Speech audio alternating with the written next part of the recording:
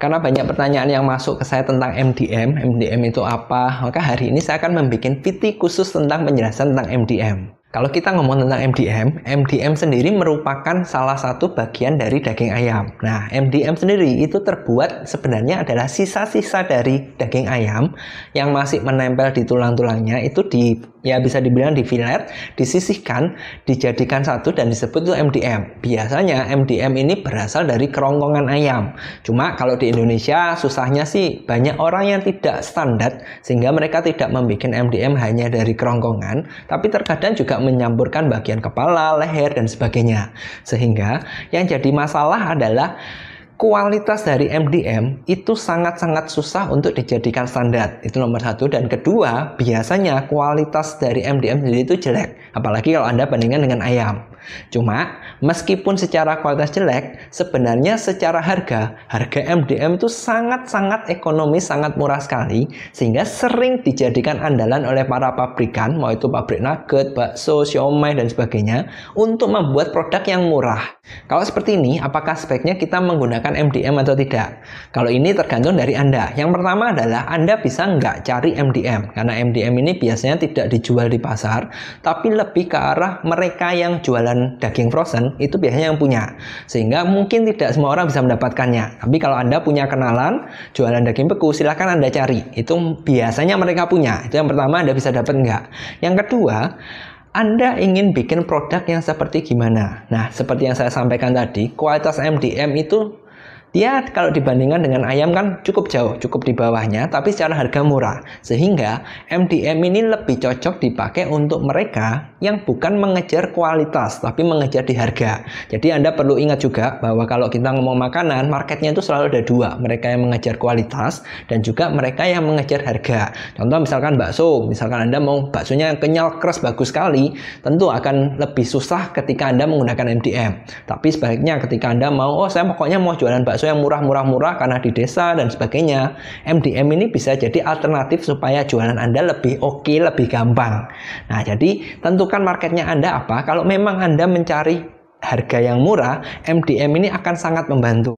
Oke, sekarang Anda sudah memutuskan untuk pakai MDM, tapi Anda juga khawatir karena tadi saya sampaikan kualitas MDM itu jauh di bawah ayam, jadi jelek. Jangan-jangan kalau Anda pakai nanti hasilnya jelek. Tenang aja, ada beberapa tips dan trik yang bisa kita lakukan supaya hasil bakso, nugget, sosis, dimsum, dan sebagainya yang menggunakan MDM itu tetap bagus. Trik pertama yang bisa Anda lakukan adalah Anda perlu menggunakan bahan tambahan pangan untuk mengikat dan meningkatkan kualitas dari MDM Anda. Nah, tadi kan saya sudah sampaikan bahwa MDM itu dari sisa-sisa daging ayam yang dikumpulkan. Sehingga secara kualitas kan tidak tahu sebagus atau sejelek apa.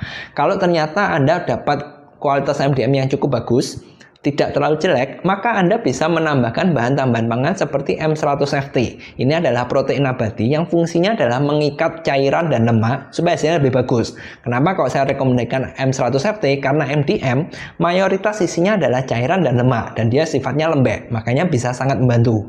Nah, tapi bagaimana kalau ternyata di tempat saya kualitas MDM-nya jelek nih, tidak sebagus yang ada di perkotaan. Terus harus gimana? Nah, kalau sudah seperti ini dan ternyata Anda sudah coba M100FT tidak cukup membantu, jangan khawatir, ada bahan kedua yang bisa sangat membantu ketika kualitas MDM Anda jauh lebih jelek, yaitu namanya adalah WBS 203, di mana ini dia bisa mengikat dan meningkatkan kualitas MDM jauh lebih bagus, jauh lebih padat, sehingga hasilnya ketika Anda memakai MDM tadi tidak akan jelek, tapi akan tetap bagus seperti Anda menggunakan daging. Jadi sebaiknya pakai yang mana nih? M100FT atau WBS 203? Yang pertama tergantung dari kualitas MDM Anda. Kalau Anda masih awam, Anda nggak tahu kualitas MDM saya ini termasuk bagus atau enggak.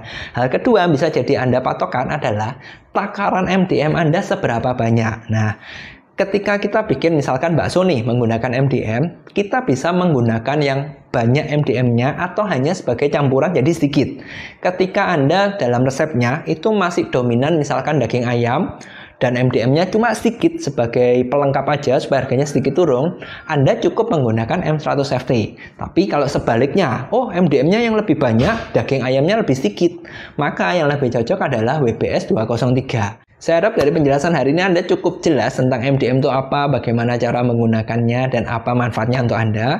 Dan saya tambahin satu lagi, kelemahan dari MDM selain kualitasnya lebih jelek, itu biasanya ada di rasa dan aromanya yang berbeda, dimana karena dia dominan di lemak, maka biasanya menimbulkan rasa enek yang cukup kuat. Nah, kalau untuk mengatasi hal ini, dan ternyata Anda resepnya adalah dominan MDM, jangan khawatir, kalau ada penyebab, tentu ada solusinya juga. Dimana solusi yang bisa Anda gunakan supaya mencegah rasanya tidak enak dan tetap enak, Anda bisa mengkombinasikan dua hal berikut. Yang pertama, Anda bisa menambahkan yang namanya chicken powder. Ini untuk menambahkan rasa ayam dan menutupi rasa MDM. Dan yang kedua, menghilangkan enaknya, Anda tinggal pakai yang garlic powder. Garlic powder adalah ekstrak bawang putih. Kenapa kok tidak pakai bawang putih saja? Karena biasanya kalau kita cuma pakai bawang putih, kurang kuat untuk menutupi sensasi enaknya. Maka sebaiknya Anda pakai ekstraknya saja, garlic powder yang sangat lebih berkualitas, lebih bagus untuk menutupi enak ini.